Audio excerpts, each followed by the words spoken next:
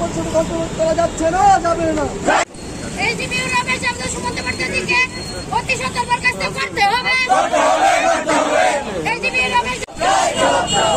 সবাই দেখেছেন বিগত 1 মাস যাবৎ যে ডিএলএড এর ছাত্রছাত্রীদের আন্দোলন চলছিল, আর এই পরিপ্রেক্ষিতে বিদ্যার্থী পরিষদ ডিএলএড এর ছাত্রছাত্রীদের পাশে দাঁড়ায় গতকালকে, এবং সারাদিন 7 ঘন্টা আমরা সেখানে শান্তিপূর্ণভাবে ধর্ণা দেওয়ার পরে তার 7 ঘটিকায় বিনা প্ররোচনায় এসডিপি রমেশ যাদবের নেতৃত্বে সামন্ত ভট্টাচার্যের সহযোগিতায় বিদ্যার্থী পরিষদ এবং নিরীহ ডিএলএড ছাত্রছাত্রীদের উপরে বেধড়ক লাঠিপেটা করা হয় এবং বলা হয় যে লাঠিপেটা করে তাদের নাকি সবার ভেঙে দেওয়া হবে।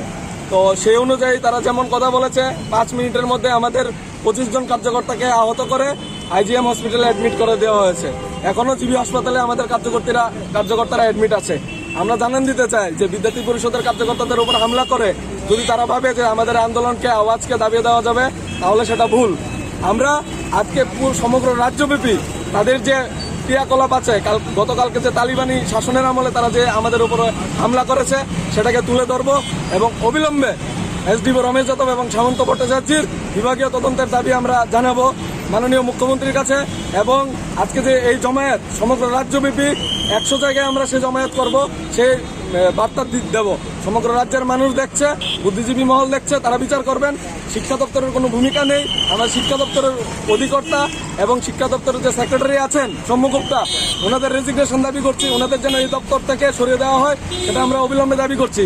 ছাত্র স্বার্থে বিদ্যার্থী পরিষদ বিগত দিনের লড়াই করছে, আগামী দিনের লড়াই করব। এবং আমাদের যদি লাঠিপেটাও খেতে হয়, তার জন্য বাঁচা মরারও যদি প্রশ্ন হয়, আমরা ময়দান ছাড়ছি না। তাদের সমস্যাকে সমাধান দেওয়ার জন্য আমরা ময়দানে ছিলাম এবং আগামী দিনেও থাকবো। আপনার নাম? প্রীতম পাল, অখিল ভারতীয় বিদ্যার্থী পরিষদ ত্রিপুরা প্রদেশ সম্পাদক।